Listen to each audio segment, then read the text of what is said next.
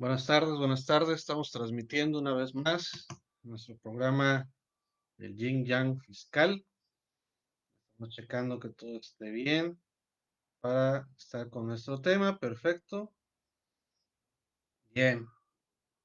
Saludamos a los que se nos vienen sumando a nuestra plática y vamos a continuar con ese tema del de razón de negocios. Ya hemos platicado cómo es la revisión, cuáles son las preguntas, cuál es la exposición de motivos, el aspecto internacional de esto de la cláusula antielusión.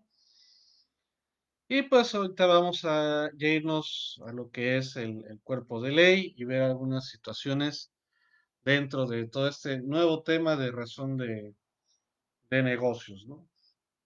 De entrada, como bien sabrán, está esto dentro de lo que es el 5A, el Código Fiscal de la Federación, es reforma para este año, y en el cual menciona que los actos jurídicos que carezcan de una razón de negocios y que generen un beneficio fiscal directo o indirecto, tendrán los efectos fiscales que correspondan a los que se habrían realizado para la obtención del beneficio económico razonablemente esperado por el contribuyente. Lo platicamos la vez anterior que podría parecer que es una recaracterización del acto. Realmente lo que nos está dando a conocer este primer párrafo es la operación realmente que esperabas llevar a cabo, cual que no se distorsione con el efecto fiscal.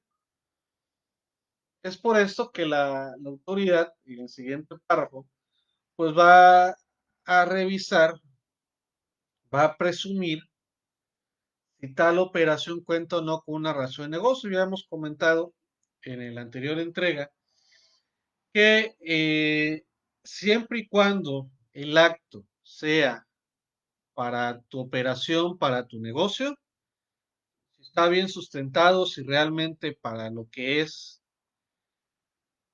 el objetivo, no habría ningún problema. El problema sería que tú realizas un acto con la finalidad de disminuir el pago de impuestos, ¿no? Realmente no tienes un beneficio derivado de la operación y lo que realmente hiciste fue para disminuir la base del pago del impuesto.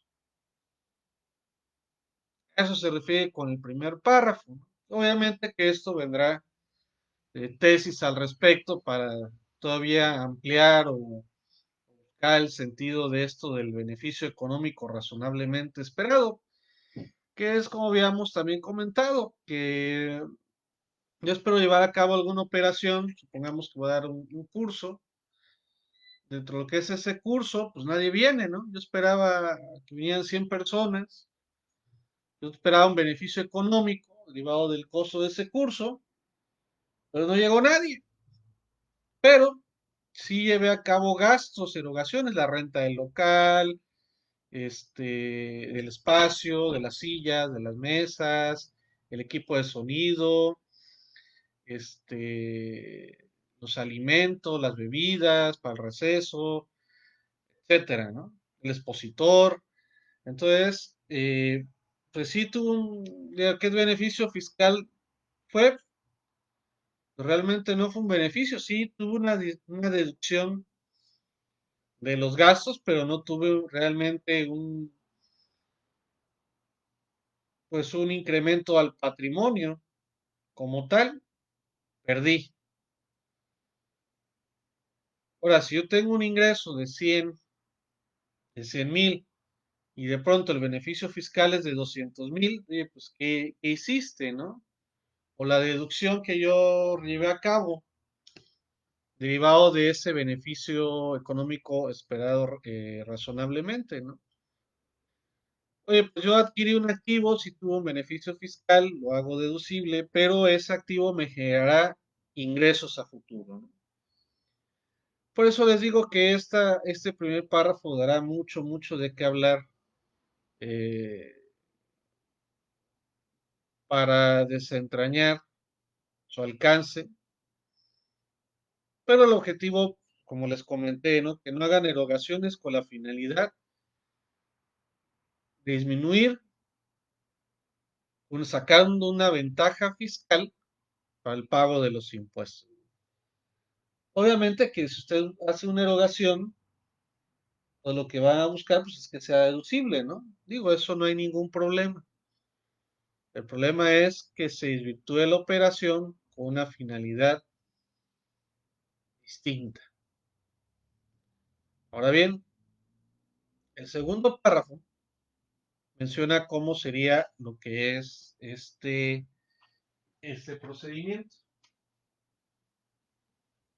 Menciona que el ejercicio de sus facultades de comprobación, que ya hemos platicado en anteriores entregas, que pues hasta apenas se delegó el ejercicio de sus facultades ya para que puedan llevar a cabo la revisión del 5A, porque no está en el reglamento interior del SAT, pues es una reforma del 2020, inclusive el día de hoy, no, el día de ayer se publicó también una ampliación de acuerdos para efectos de actos de comercio, también para lo que es operaciones inexistentes. Está interesante, a ver si luego en otra plática lo ampliamos. Pero aquí menciona que la autoridad fiscal podrá presumir, es una presunción de las cuales la autoridad tiene la facultad de hacer esa presunción, que los actos jurídicos carecen de razón de negocio. Entonces, en esta parte de lo que es, podríamos decir, el manejo de la operación, la autoridad pues va a tratar pues, de desvirtuar, de decir que pues, esto no es cierto, lo que tú me estás mostrando, tú lo dices con otra situación, realmente no era para tu operación como tal, lo hiciste para disminuir la base del impuesto. Obviamente al disminuirlo, pues pagar menos contribuciones. Si no, pues recordemos las preguntas que ya les pusimos de ejemplo.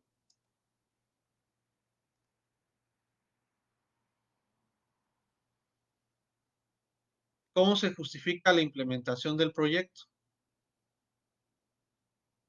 Obviamente que tú esperas obtener un ingreso, ¿no?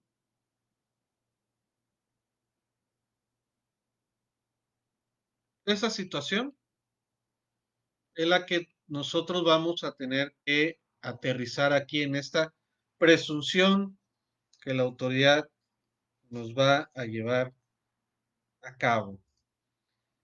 Eh,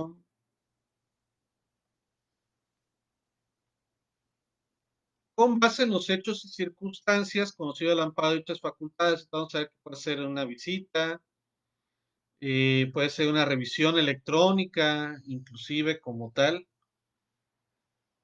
donde se van a valorar los elementos, la información y documentación obtenidos durante las mismas. Esta valoración es la documentación que ya también estuvimos haciendo referencia, porque debe haber medios de prueba para desvirtuar la presunción de la autoridad.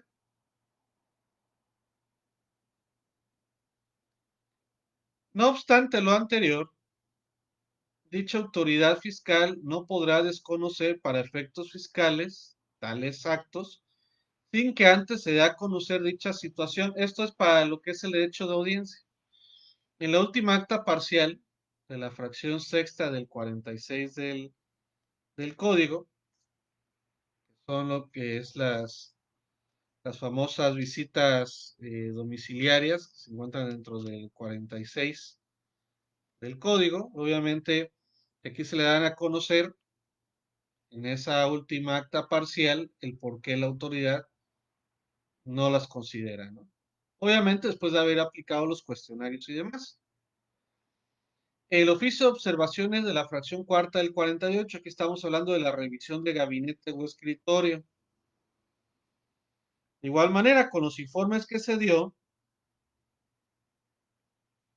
si cumplieron o no con las disposiciones fiscales, ya sea del contribuyente o del responsable solidario, ¿no? Aquí probablemente veamos, y me atrevo a decir, que las secretarías de finanzas estatales van a ejercer sus revisiones no directamente como visitas, que la pueden llevar a cabo, sino como revisiones de gabinete.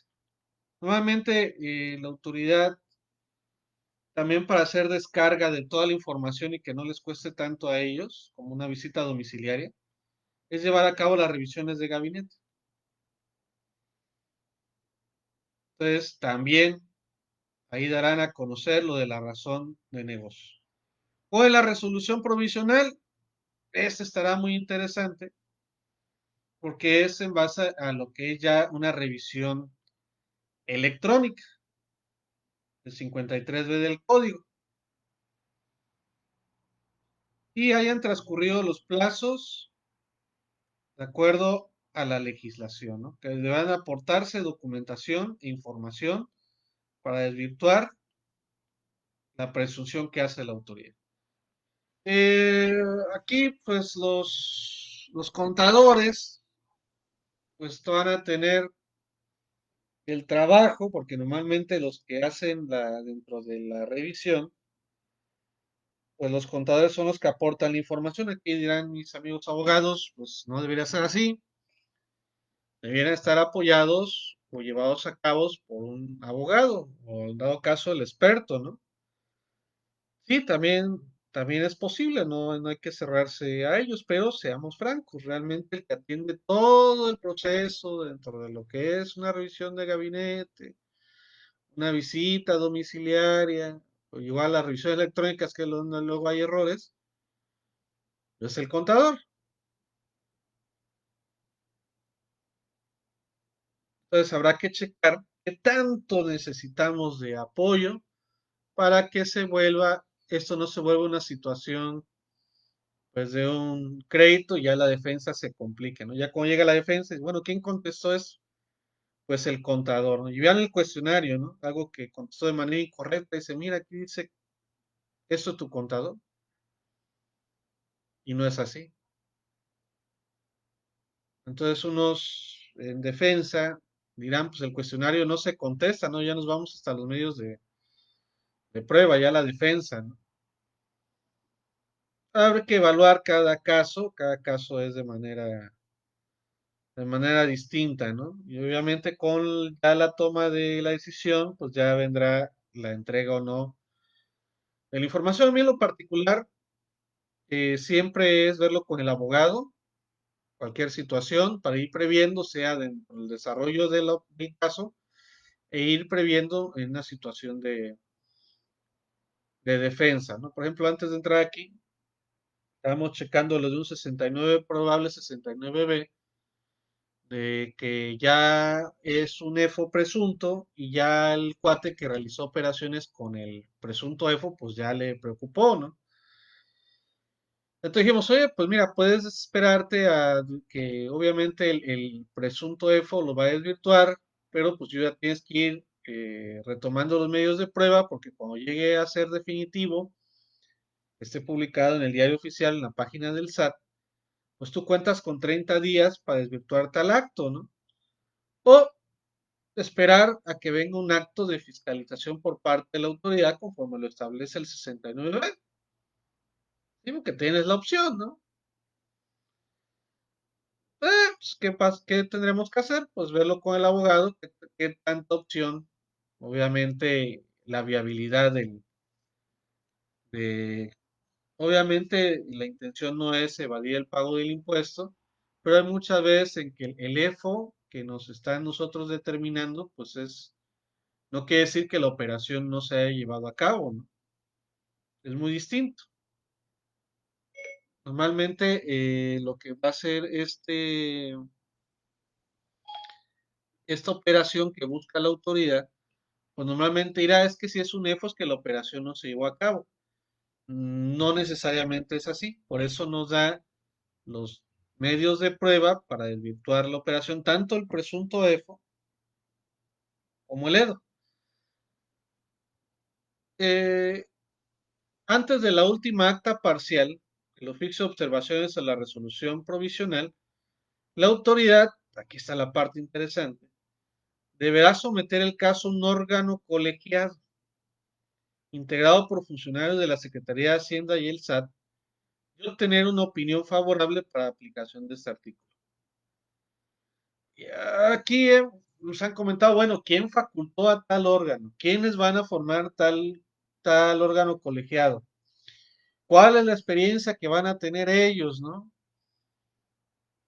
O sea, ¿dónde están sus facultades? ¿Dónde está el fundamento de este órgano, no? ¿Carece de facultades para poderlo hacer? Aquí está un punto muy interesante dentro de lo que es este aspecto del procedimiento de la razón de negocios, ¿no? ¿Quién forma el colegiado? ¿Es a nivel federal? ¿Es por administración? ¿Qué perfil tienen? Porque no es lo mismo a personal que ya ha elaborado la iniciativa privada, que se inserta dentro de la secretaría, y obviamente pues tienen el conocimiento más amplio, ¿no? Distinto, no quiero decir que con ello tengan menos conocimiento, pero el perfil es distinto a aquellos que han hecho carrera dentro de la administración pública, ¿sí? Hay algunos que inclusive han estado haciendo administración, van a la iniciativa privada y luego regresan. De igual manera, hay quienes se les capacita dentro de los que somos los asesores, que estamos en la iniciativa privada, que se les damos estas pláticas a las secretarías, ¿sí? Que no hay ningún problema. La realidad es simplemente pues que todos tengamos el conocimiento fiscal para poder aplicar la legislación y obtener una opinión favorable para la aplicación de este artículo. ¿Cómo será la opinión? Los fundamentos, los criterios, si unió la razón de negocios o no, por qué lo rechazó. Ahora dice, en caso de no recibir la opinión del órgano colegiado dentro del plazo de los 2 meses, aquí habla de los meses, a través de la presentación del caso por parte de la autoridad se entenderá realizada en sentido negativo. Ah, mira, una negativa ficta. Otro nuevo caso que tenemos ahora porque no nos contesta la autoridad.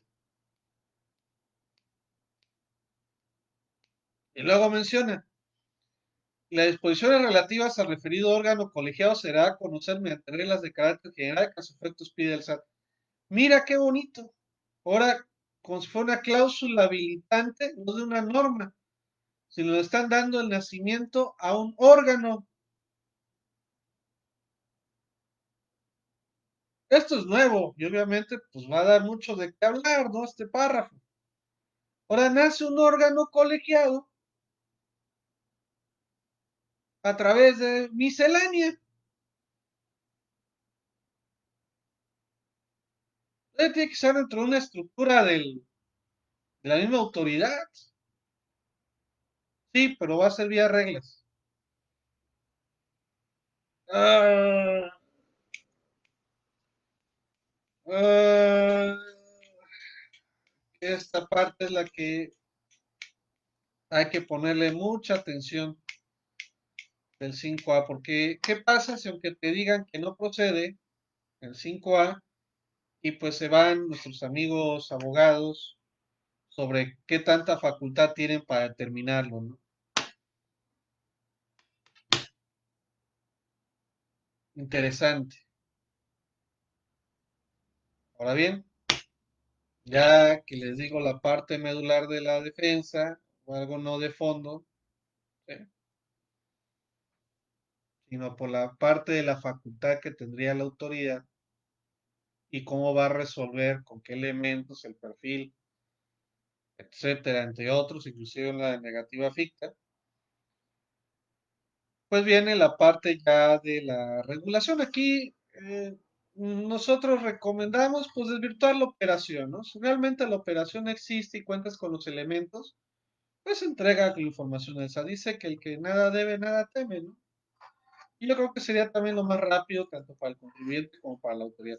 Realmente la finalidad, ¿cuál es? Pues ver que no anden haciendo operaciones donde el impacto fiscal es mayor que el contable. Realmente que algo similar, aunque no es la intención directamente, sí es uno de los objetivos que no haya tal diferencia. Y eso viene en este párrafo, que dice, la autoridad fiscal podrá presumir, salvo prueba en contrario, que no existe una razón de negocios cuando el beneficio económico razonablemente esperado, esto es lo que tú esperas ganar, sea menor al beneficio fiscal.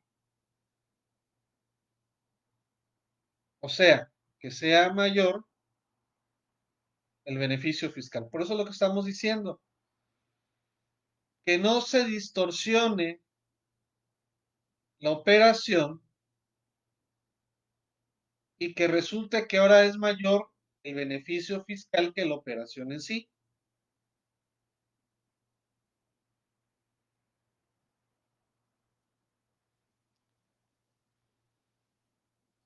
Este beneficio económico razonablemente esperado, dice que no existe una razón de negocio cuando el beneficio económico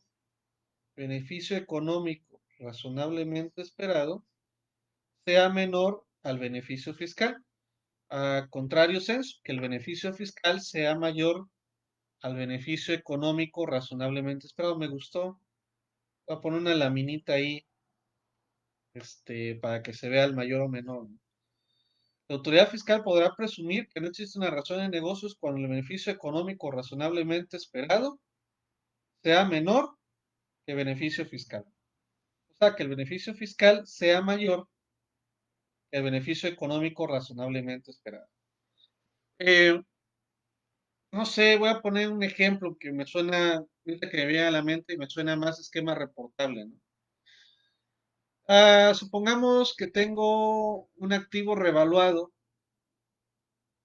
bueno, que de entrada la NIFSE 6 no me lo permite, ¿no? Pero bueno, ese es otro tema contable. Tengo una revaluación de activos, para efectos fiscales, la revaluación de activos no es un ingreso acumulable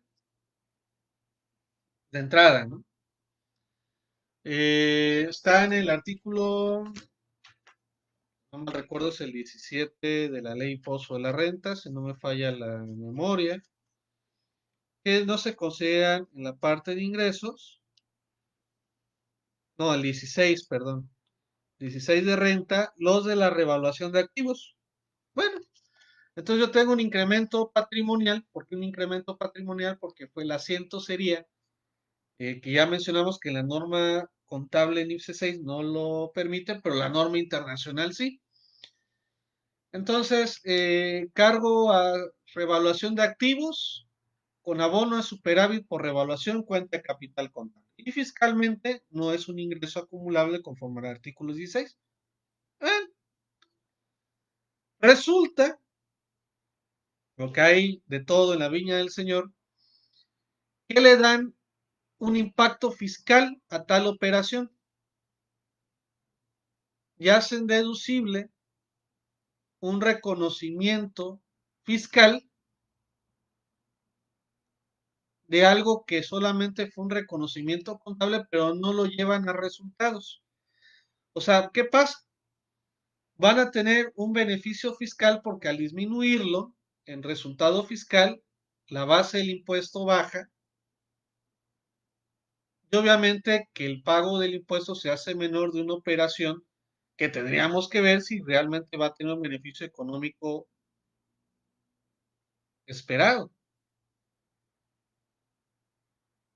Y aquí varios podrán objetar, ¿no? Oh, sí, Ramón, sí lo va a tener porque la revaluación de ese activo va a generar ingresos. Bueno, pues también lleva la parte contra el capital de lo que ya no vaya a tener de esa evaluación. No es lo mismo los 10 millones revaluados en 2020 que el mismo activo revaluado en 2022. Qué casualidad que sigue valiendo los 10 millones, ¿no? Por ejemplo.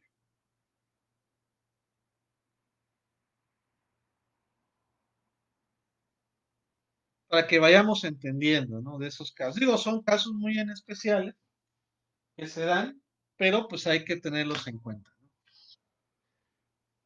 Adicionalmente, la autoridad fiscal podrá presumir, salvo prueba en contrario, que una serie de actos jurídicos carecen de razón de negocios cuando el beneficio económico razonablemente esperado pudiera alcanzarse a través de la realización de un menor número de actos jurídicos y el efecto fiscal de esos hubiera sido más gravoso. Esto es, que a través de que por otras operaciones que se estén realizando con la finalidad de desvirtuar la operación en general.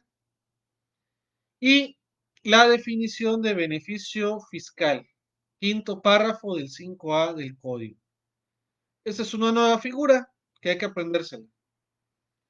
Se consideran beneficio fiscal, concepto de beneficio fiscal, cualquier reducción, eliminación o diferimiento temporal de una contribución. Esto incluye los alcanzados a través de deducciones, exenciones, no sujeciones, no reconocimiento de una ganancia o ingreso acumulable, ajustes o ausencia de ajustes de la base imponible de la contribución, acreditamiento de contribuciones, aquí sí está la recaracterización de un pago o actividad, un cambio de régimen fiscal, entre otros. Entonces, cuando hablemos de un beneficio fiscal, realmente es la disminución de un impuesto, de una contribución. A través de deducciones, exenciones, que no es un ingreso acumulable, un efecto en la base, todo aquello que sea menos impuestos. Entonces lo tendremos que comparar. Bueno, ahora, ¿qué es un beneficio económico razonablemente esperado? Que es aquí donde ya nos aclara, oye, ¿qué deberás de demostrarme, no? Miren, aquí está la carnita de la demostración. A ver, se considera que existe un beneficio económico razonablemente esperado cuando las operaciones del contribuyente busquen generar ingresos. Ah, mira, yo tengo que entregar información donde se vea que yo busco generar ingresos. La compra de un activo, la remodelación de un inmueble, reducir costos. Oye, pues voy a reducir costos, tengo que invertirle a tal operación, sí me genera una disminución en la base en este momento, pero más adelante se va a ver el beneficio. Aumentar el valor de los bienes, de la propiedad, mejorar su posición en el mercado, realizar gastos al respecto, estudios de mercado, etcétera. Aquí nos está diciendo, entre otros, que se considera un beneficio económico razonablemente esperado. Entonces, yo tenga que demostrar a la autoridad el beneficio económico razonablemente esperado, tendré que entregarle un documento donde se plasme eso. Dice, entre otros. Para cuantificar el beneficio económico razonablemente esperado, se considera la información contemporánea relacionada. Yo no sé por qué le metieron esta palabra de contemporánea, no lo logro situar, ¿no? Yo entiendo, bueno, contemporánea al momento que corresponde a la autoridad. Yo entiendo con esto que, por ejemplo, yo efectué unas deducciones en 2018. ¿Cuál es su impacto ahorita en 2020, por ejemplo, ¿no? Relacionado con la operación objeto de análisis, incluyendo el beneficio económico proyectado, lo que hablamos la sesión anterior, y debe ser gente especializada para que vea que lo que yo espero recibir, pues realmente con un rango esperado que se va a dar. En la medida que dicha información sea soportada y sea razonable. Por eso le decía, tiene que ser gente especializada con documentación, con contratos, con proyectos, con proyecciones, con números que estén dentro de, obviamente, con ciertas expectativas, sean en un marco viable, bueno, en un marco razonable medio o en uno bajo, también un desfavorable, ¿no? Debe de haber no nada más uno lineal, sino tiene que ser diversos marcos o expectativas, no todos pueden ser favorables, pueden ser rango medio o desfavorables, ¿no? También con riesgo alto, medio, bajo. Entonces, este parrafito nos da la carnita del desvirtuamiento, de la entrega de la información que le vamos a tener que dar a la autoridad. Y obviamente que luego aclara, el beneficio fiscal no se considera como parte del beneficio económico razonablemente esperado, porque la proyección, pues también nos generará una parte de impacto fiscal. Sí, si va a generar ingresos de una inversión, pues ese ingreso no es beneficio porque no es una reducción. Ahora bien, la expresión de razón de negocio será aplicable con independencia de las leyes que regule el beneficio económico razonablemente esperado por el contribuyente. O sea, como que aquí queda amplio, ¿no? He escuchado con algunos colegas que dicen, es que la razón de negocios tiene impacto penal. Y dije, a ver. Los efectos fiscales, y aquí queda claro en este párrafo, en ningún caso generarán consecuencias en materia penal. O sea, generan un crédito. Ramones, es que ese crédito fiscal puede volverse una situación de carácter penal. Ah, pudiera ser si cayera en un causal que sería complicado porque no es lo que busca el 5A.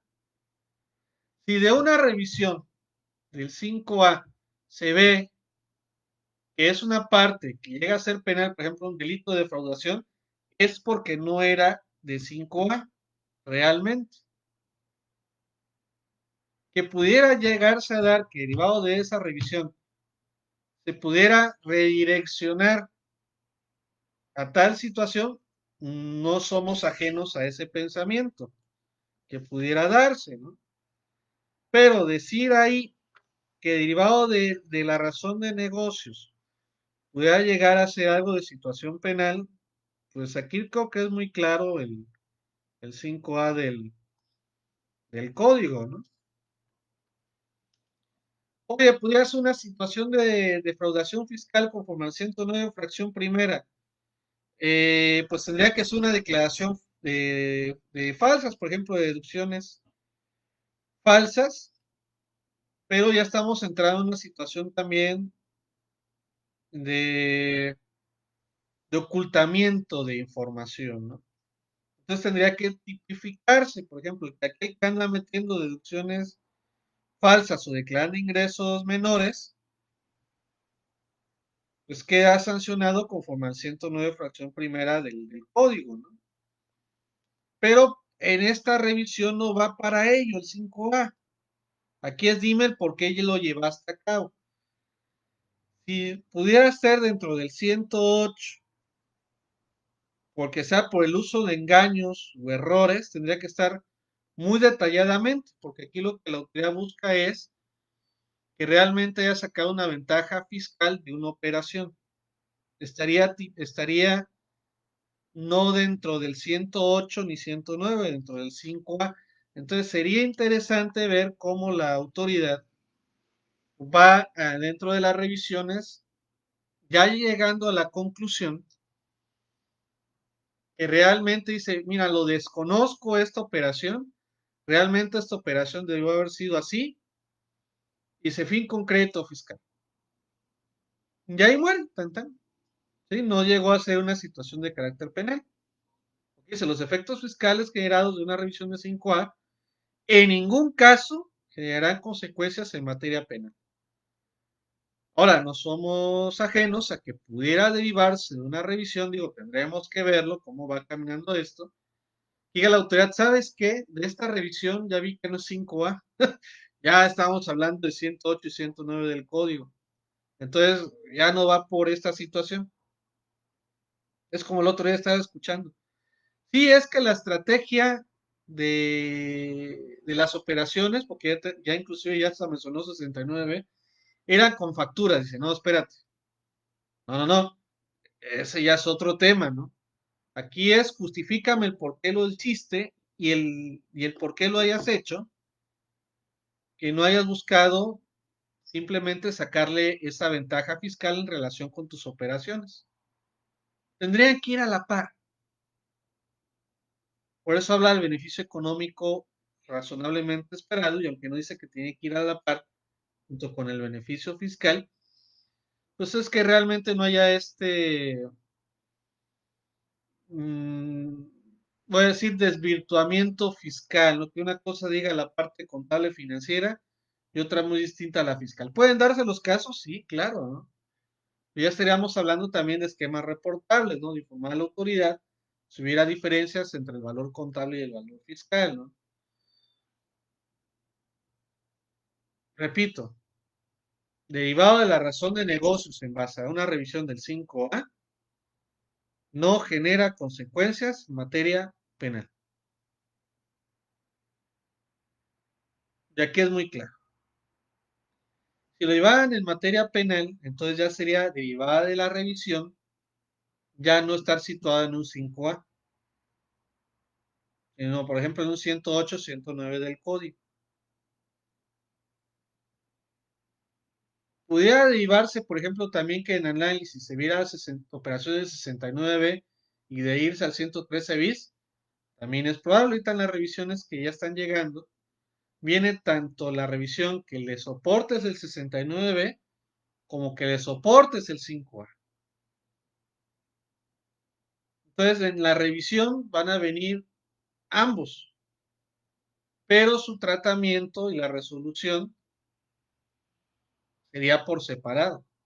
Por eso se vuelve muy interesante cómo la autoridad irá resolviendo estos casos. Bueno, eso es lo que menciona el 5A del código. Ya para meterle velocidad, nos queda bastante material. Este era, en el 2014, la reforma que se buscaba hacer al 5 del código. Podrán ver que es muy distinto, inclusive el 5 del código, donde hablaba de la situación de la norma, por lo que son los distintos criterios de interpretación que le damos, ¿no? Eh, Fíjense cómo decía, eso no pasó, digo, eso es como estaba el artículo 5, por eso lo dejaron en el 5A. Está el 5A, ¿por qué no en el 70 o en el 120? Bueno, es que como estábamos dentro de las interpretaciones, se deja después del artículo 5 del código.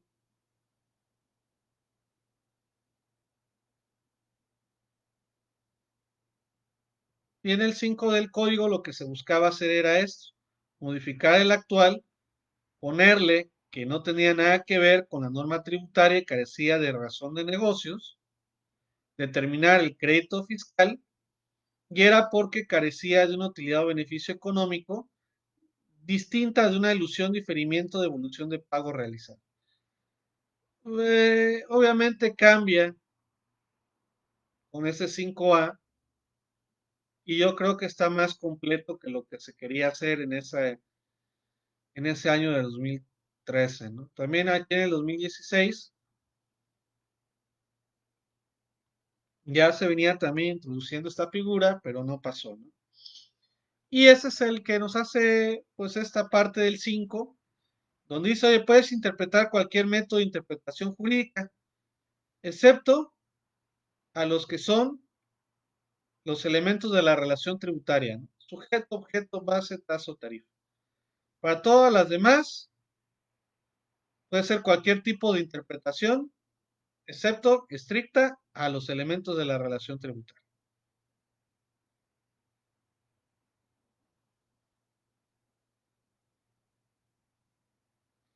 Aquí hay una tesis interesante donde ya empieza a entrar lo de la sustancia económica y la razón de negocios sobre el tema de la existencia de las operaciones. Aquí está. Razón de negocios. La autoridad puede considerar su ausencia como uno de los elementos que la llevan a determinar la falta de materialidad de una operación, caso en el cual la carga probatoria para demostrar la existencia irregular de la operación corre a cargo del contribuyente. Y entras, empieza diciendo, legalmente no existe una definición de razón de negocios. Eh, sí, exactamente. O vimos en la exposición de motivos, es muy amplio, ¿no? Sin embargo, y empieza a aterrizar en la jerga financiera, se entiende como el motivo para realizar un acto al cual se tiene derecho, relacionado con una ocupación lucrativa y encaminado a obtener una utilidad. Ah, mira, más o menos es lo que nos dice el 5A. Es decir, se trata de la razón de existir de cualquier compañía lucrativa que implica buscar ganancias extraordinarias que beneficien al accionista y propicien generación de valor, creación y desarrollo de relaciones de largo con clientes y proveedores. Lo que estábamos hablando del beneficio económico razonablemente esperado. Aquí está. Ahora bien, bla, bla, bla, bla, si son un elemento que pueden tomar para determinar, bla, bla, bla. Por ello, la ausencia de razón de negocios sí puede ser aducida por la autoridad para determinar la inexistencia de una operación. Espérate, espérate. Ya está hablando de inexistencia por no contener la ausencia de razón de negocios. Es por eso que la iniciativa del 69B del Código Fiscal de la Federación, aparte que se busca ampliar la materialidad, tiene un párrafo interesante, en el cual se dice, se tendrá que evaluar tanto la sustancia económica de la operación como la razón de negocios, en una revisión del 69B. O sea, va a ir inmiscuido, o que se busca amarrar, bueno, te vamos a revisar tanto la documentación, la materialidad que es el 69B, como el por qué llevaste a cabo la operación en base a la razón de negocios. Ah, mira, pues esa es una iniciativa, ¿eh? Dentro del 69B, incluir lo de la razón de negocios. Dice, por lo que una vez que sustenta las razones por las que no se reconocen los efectos, corre a cargo del contribuyente demostrar la existencia y regularidad de la operación. Con esto se amarra la presunción que hace la autoridad fiscal. El contribuyente demostrará la existencia y regularidad de la operación. Oye, Ramón, vamos a pelear que no existe el concepto de razón de negocios si nos piden lo de la razón de negocios. Bueno, recuerden que la iniciativa ya se mencionaba algo al respecto y aquí ya tenemos una jurisprudencia que dice, si bien es cierto que hay conceptos jurídicos indeterminados, esto no limita a que se pueda utilizar o que sea inconstitucional derivado a que está sometido a un control de fundamentación y motivación. Dice, no puede preverse en su alcance posible, pero no significa que necesariamente la norma se torne insegura o inconstitucional. Con este antecedente de esta jurisprudencia, más la exposición de motivos, donde establece que si bien es cierto, ¿no? La razón de negocios no hay una definición junto con lo que es esta tesis del Tribunal Federal de Justicia Administrativa, porque ya Prodecon ha dicho también, oye, no hay una definición de razón de negocios y es muy imposible dar como tal una razón de negocios, ¿no? Con esto, en las defensas es muy probable que lo fundamentaría eh, el tribunal por si alguien desea pelear que no viene una definición de razón de negocios en el 5A y por lo tanto está en una situación de indefensión, ¿no? Ya se lo estoy adelantando, ¿no? Digo, todo se puede hacer, ¿no? Esto es del expediente de la Sala Especializada en Materia del Juicio de Resolución Exclusiva de Fondo. El juicio de fondo es todo un universo distinto porque dice, aquí no me importa que si está la factura, el contrato de masa. Y dime si la operación sí fue cierta. Vámonos al fondo, por eso dicen que es un juicio de fondo. Bueno, rescatamos y es una opción, yo diría que es el as bajo la manga, porque tenemos que evaluar, oye, nos vamos por el juicio de fondo, en algunos casos, sabes que no hay elementos, pero la operación sí se llevó a cabo. Por ejemplo, estábamos diciendo, oye, mira, fue una construcción, pero lamentablemente el cuate que hizo la construcción yo lo subcontraté, yo era su nefo, pero la obra sí existe, ¿no? Ya nos ha tocado caso que la autoridad dice, bueno, es que el cuate que contrataste, pues se fue y por lo tanto, como todo el gasto de la obra fue a través del subcontratista, pues no existe, ¿no? Tú te quedas y te volteas, ¿no? Oye, pues ahí está el edificio, o sea, el edificio no existe, mira, aquí está. Ah, pues vámonos a juicio de fondo, ya para qué nos gastamos, ¿no? Bueno, es otra vía que se puede usar, el juicio de resolución de fondo. Bueno, ¿qué es lo que nos marca este expediente? Mire, está interesante. Dice que conforme a dicho criterio, se aprecia que la ausencia de razón de negocios sí puede ser aducida por la autoridad por la existencia de una operación, lo que estábamos mencionando en la anterior tesis, siempre y cuando no sea el único elemento considerado para arribar a tal conclusión. Y eso es algo que tenemos de tomar en cuenta. No solamente que sea por no tener la materialidad o la razón de negocios, tenemos que tomar otros elementos para llegar a tal situación. Y la autoridad está consciente de ello, ¿no? Pero obviamente pues, la autoridad tiene que hacer su trabajo, porque hay quienes se aprovechan de ello y obviamente pues ya el objetivo es irse sobre estos traficantes de comprobantes fiscales, ¿no? Por eso entendemos a la autoridad. Dice, por lo que una vez que se sustentan las razones por las que no se reconocen los efectos fiscales, corren a cargo del contribuyente demostrar la existencia y regularidad de la operación, mismo que la tesis anterior. Como puede apreciarse, si dicho elemento no puede ser el único que motive la actuación de la autoridad fiscal, es solamente lógico que puedan existir ciertas circunstancias objetivas. Y aquí lo puse hasta en negro, como lo es la sustancia económica. ¡Pum! Sustancia económica. ¿Qué carajos es eso? ¿Qué hacen una tesis de resolución? Así como en las demás tesis, oye, la sustancia económica, las operaciones para evaluar la materialidad, a ver si es cierto la operación. ¿En qué parte del código de la legislación fiscal menciona qué es la sustancia económica? ¿Dónde? ¿Dónde viene? ¿Dónde? Pregúntome yo. Ay, mira, hay unas cosas que se llama la NIFA 2 que habla de la sustancia, un postulado de la sustancia económica. Ramón, pero eso no es legislación fiscal. Dice, bueno, pues ahí está la definición de sustancia económica. Las DIF no tienen nada que ver, se arrancan la camisa de desesperación. Las DIF no tienen nada que ver con la parte fiscal, la parte tributaria. Bueno, pues aquí recen rosario, sí, háganle exorcismo, pero es la definición que hay.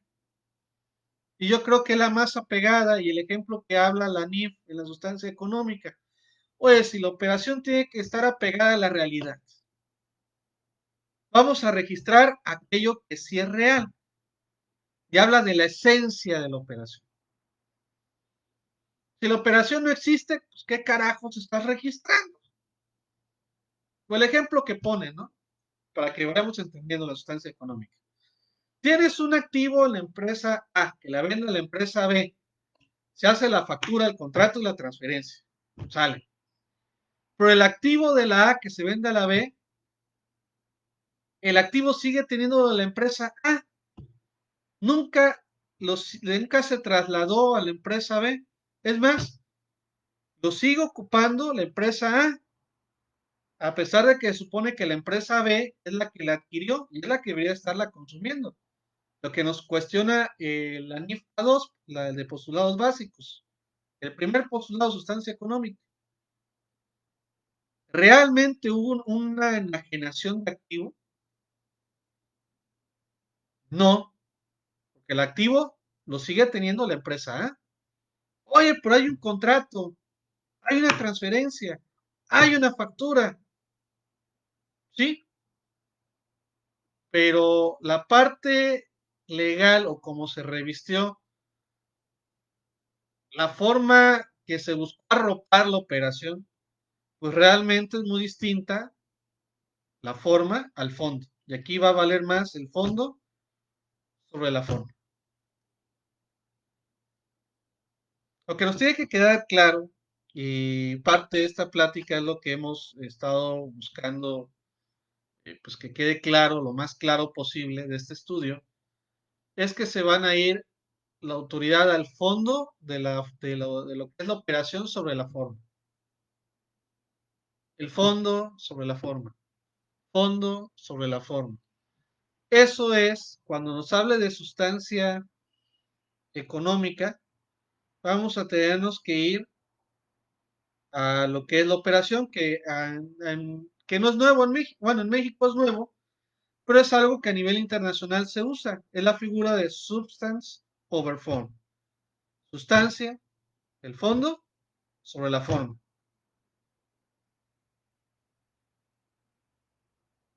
No es nuevo a nivel internacional. Ustedes pueden buscar documentos académicos o de estudios sobre el substance over form, la sustancia sobre la forma, el fondo sobre la forma. Y es realmente eso que se está introduciendo en México. A cuentagotas, pero ahí ya va caminando, ¿no? Bueno, que permitan contradecir, ya después de que hicieron el exorcismo, señores, que aparte de contabilidad, las niñas no tienen nada que ver, bueno, ahí está, pantallazo, ¿no?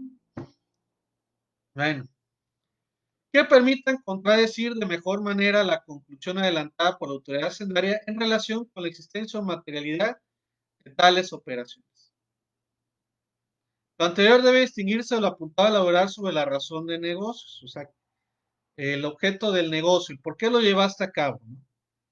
Allá se sostuvo que debía analizarse si existe un propósito subjetivamente motivado en la obtención de una ganancia, mientras que aquí al analizar lo relativo a la sustancia se debería demostrar la existencia del potencial, la esencia de la operación, qué es lo que buscaba llevar a cabo con ella.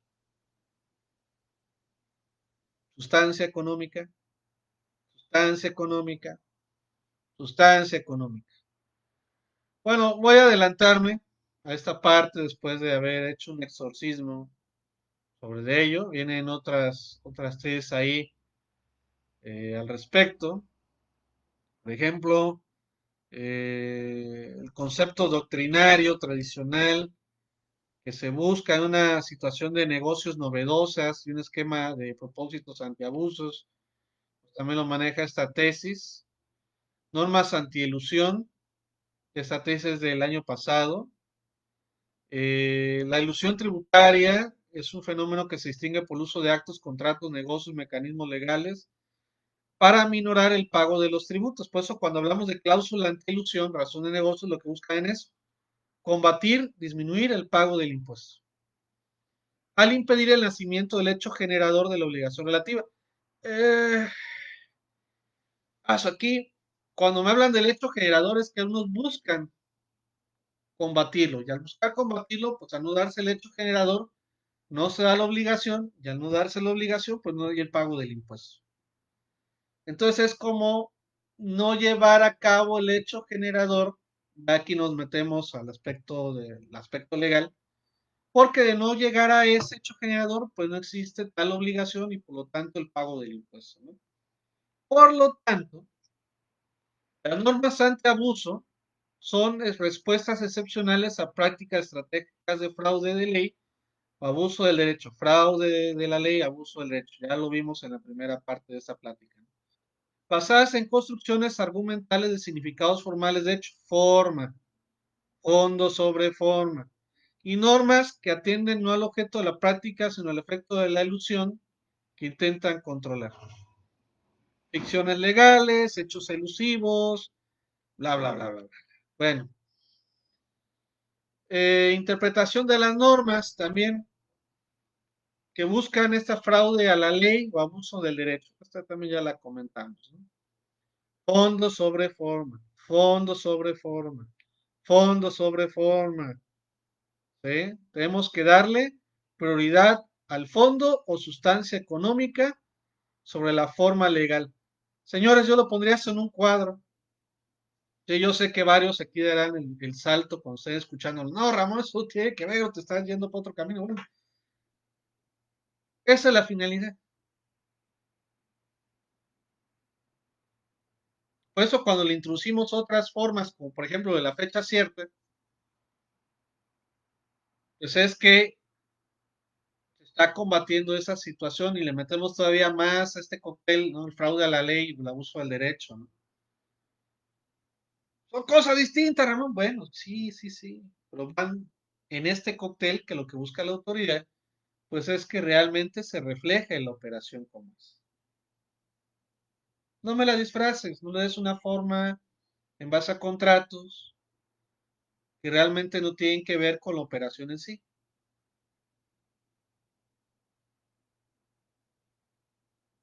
Fondo sobre forma, fondo sobre forma, fondo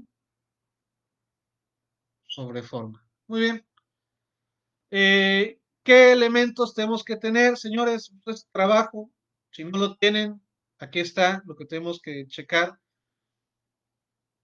Yo, por ejemplo, cuando entran a los concursos, que tenemos que hacer las proyecciones y demás, pues esto lo sabemos hacer. El proyecto del negocio. Ramón, quiero hacer esto. A ver, ok.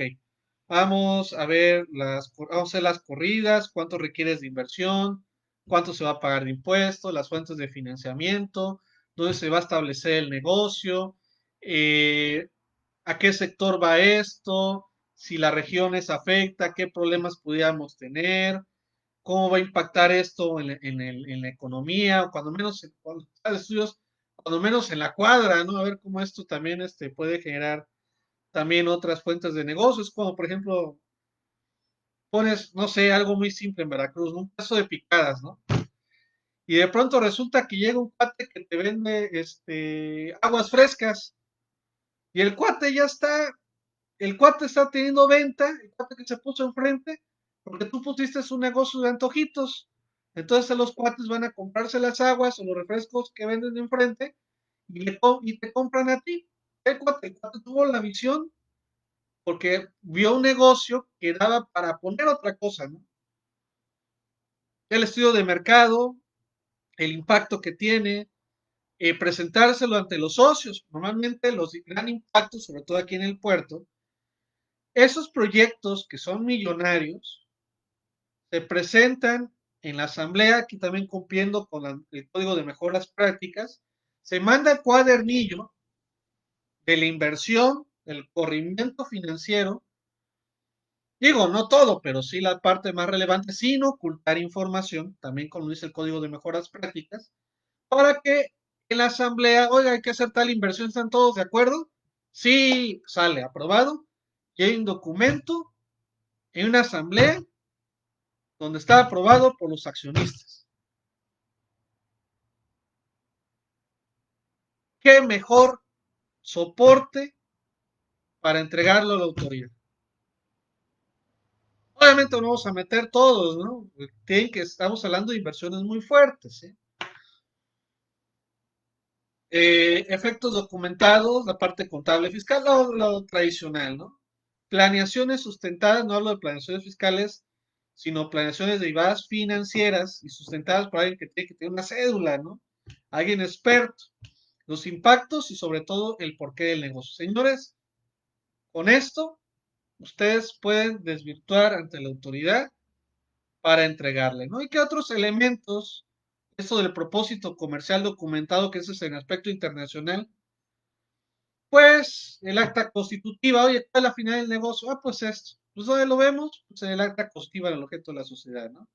El tipo de acto que desarrolla pues, está dentro del ámbito de comercio, pues, código de comercio, las asambleas, la orden del día, mejoras prácticas corporativas, el debido registro y marco contable, las NIF, la ley impuesto de la renta, si es contratos con fideicomisos, préstamos, contrato, también adicional a la fecha cierta, las proyecciones o cómo hacer los negocios, el know-how o los expertos, y la teoría de la economía de opción, ¿no? ¿Por qué escogiste llevar a cabo tal gasto? De entre todas las opciones que tú tenías, ¿no? Eso también todo un tema, de esto inclusive ya tenemos por ahí una publicación en una revista digital que es actualizándome de de esta quincena de septiembre sobre la economía de opción y la razón de negocios, que rápidamente es el por qué dentro de las opciones que tú tenías, escogiste esta. Recuerden que la economía de opción, que es una nueva figura que se introduce en el 5A, viene en la exposición de motivos. ¿Por qué dentro de, no sé, voy a decir algo, ¿no? Hicimos un gasto de pintura, pero el gasto de pintura fue de 10 millones cuando normalmente son 5 millones. Te pregunta la autoridad, oye, ¿por qué llevaste a cabo o por qué optaste? Sí, ok, había que pintarlo, ya me lo justificaste, ¿no? Las lluvias y demás, la impermeabilización, el negocio, el estudio de mercado, tuviste que reestructurar la empresa, etcétera. Ok, eso ya te lo compré. Pero ¿por qué en lugar de gastarte 10 millones, no te gastaste 5, que es el de valor de mercado o realmente la mercancía cómo está? Ah, bueno, es que el de 10 millones va a venirme a darme un mantenimiento de pintura, le decimos una manita de gato, cada 3 años, ¿sí? Y me va a dar, si me falla la malla, esto para la lluvia, pues me cambian la malla y me vuelven a poner el impermeabilizante. Entonces, por ese servicio, que no nada más es la pintura y la mano de obra de esa ocasión, sino más adelante le va a darle seguimiento al tema. Y va a salir mucho más barato, porque es a 5 o 10 años, a volverlo a pintar con otro. Ah, bueno. Entonces, no necesariamente lo más barato es lo mejor para la empresa. Entonces, esta figura de la economía de opción es todo un tema y lo van a estar la autoridad solicitando. Entonces, señores, con estas dos laminitas, cuando les digan, bueno, ¿qué información habrá que demostrar, señores? Aquí está.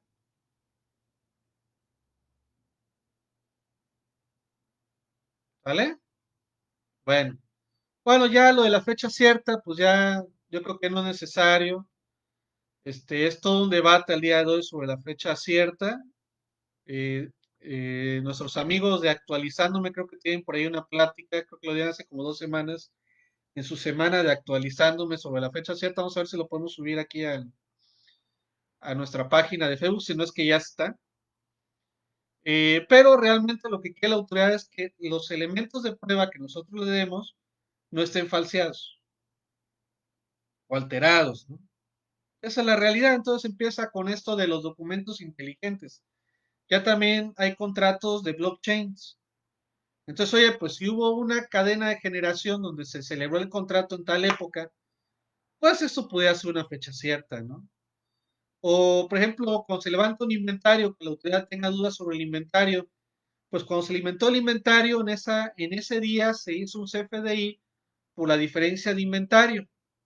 ¿Qué mejor fecha cierta de cuando se dio el inventario que hay un CFDI por la diferencia del resultado de ese inventario? ¿Sí? Entonces, no tenemos que irnos tan papistas con esta jurisprudencia. Habrá otros elementos de prueba, así como estamos hablando de las TIC que se tendrán que evaluar, pero pues es importante, ¿no? Que tanto el riesgo se tenga de estas operaciones, ¿no? Entonces, las características de la razón de negocios es que no se oculte, que no se abuse, que no se aprovechen de vacíos legales, que el resultado económico esté proporcional o acorde a la operación, que su impacto fiscal sea razonable y sobre todo que se tenga la buena fe del contribuyente. Podemos decir que son las características de la razón de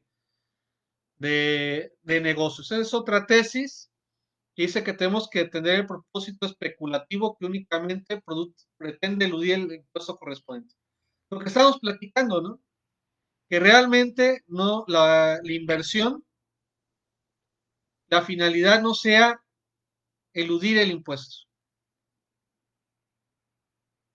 que realmente vaya al negocio, obviamente que tiene un impacto fiscal y que se tenga que acreditar su sustancia jurídica, sustancia económica, esencia de la operación. Tesis de la primera sala de la Suprema Corte. Y podríamos con esto tenerlo así. La operación tiene una repercusión económica neta en la posición financiera del contribuyente. Eso no lo vemos en el balance general.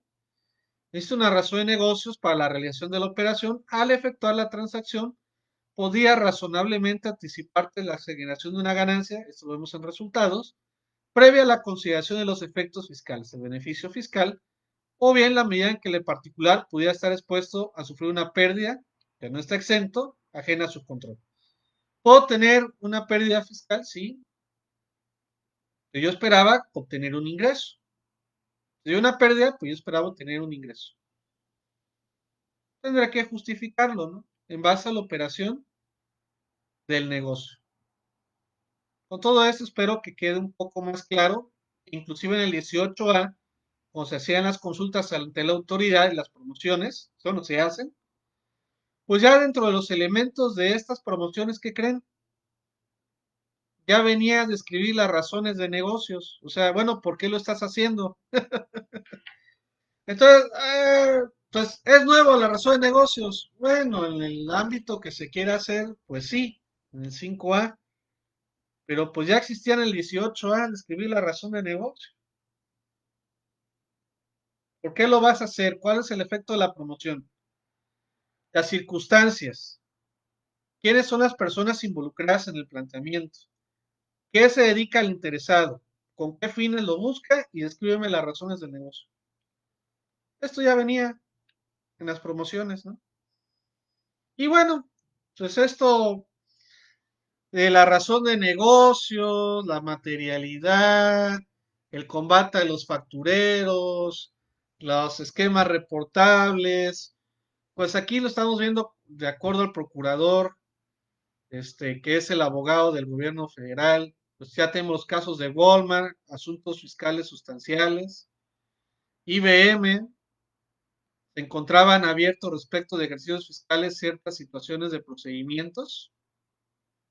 Aquí, una falta fiscal cometida ya regularizado, de combate a la evasión fiscal. Y el último, pues el grupo modelo, ¿no?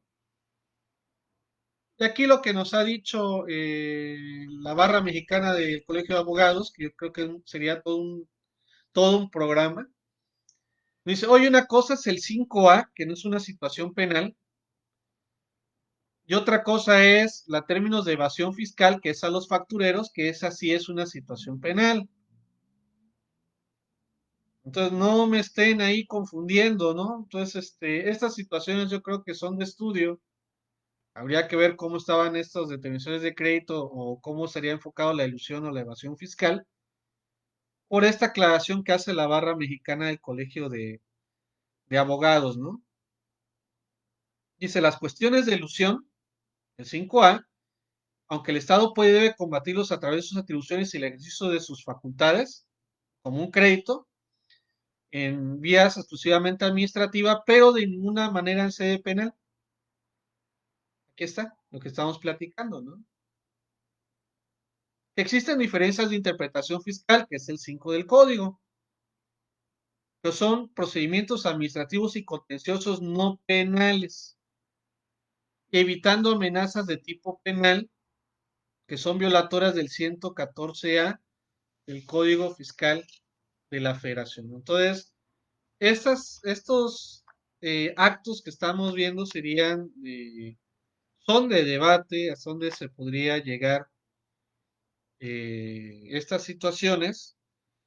Y obviamente que ya hablando de delitos de amenazas de servidores públicos, que es el 114A del código, pues ya también entra una situación de defensa, ¿no? Bueno, lo que les comentaba, si la realidad es que se está buscando el no pago del impuesto, pues yo creo que ya no podríamos llegar a tocar esto, ¿no? Y ya algunos criterios de PRODECON sobre la razón de negocios, que eso se dio cuando nació el 69 bis, allá por el 2018, que rescatamos de esto del 69 bis, que son las transmisiones de pérdidas fiscales indebidas, el primo hermano del 69B, lo de la razón de negocios, aquí, puede ser complejo y requerir una especial valoración. y genera una incertidumbre. Eh, y vuelve a poner la razón de negocios, la cual se evidencia por la presencia significativa de la sustancia económica. Ya mis amigos que hablan de que las NIM no tienen nada que ver con la parte fiscal, ya creo que ya deben estar tirados en el piso, ¿no? Bueno, también está un criterio de PRODECON, ¿no? La sustancia económica. Entonces, bueno, estos acuerdos del 29 de abril, que también serían objeto para un análisis por parte de nuestros amigos los abogados, pues se delegan diversas facultades. ¿Y qué creen? En este acuerdo del 29 de abril, siendo que la reforma entró el 1 de enero del 2020, ¿qué creen? 4 meses después, por ejemplo, eso es para la auditoría fiscal, incluyen la razón de negocios como facultades. Tendrá facultad la autoridad de llevarlo a cabo al 5A, dado que el funcionario se le delegó tal de acuerdo al acuerdo del 29 de abril, porque deben estar facultados para poderlo hacer. Esto lo platicamos en la primera sesión del Yin Yang sobre la fiscalización de las autoridades fiscales. Y pues nosotros coadyuvamos con la autoridad, pues eso es entendible. Y pues es parte de estas pláticas que lo conozcan porque pues, uno de los objetivos es bajar la ilusión y la evasión fiscal. Y ya lo hemos comentado. Bajar la ilusión y la evasión fiscal mediante la determinación del ciclo tributario, pues nosotros participamos dentro de ello, porque ya a partir de este año 2020, pues ya es no nada más el combate a la evasión fiscal, sino la elusión fiscal. Señores, espero que con esto se haya podido compartir esta situación dentro de lo que es el yin yang fiscal. Y pues espero aquí sus comentarios y dudas al respecto. Y la finalidad de estas pláticas pues es simplemente hacer una retroalimentación sobre lo que es esto de la razón de negocios, ciertas figuras. Y pues conforme vayan dándose novedades, pues también los daremos a conocer por esta vía.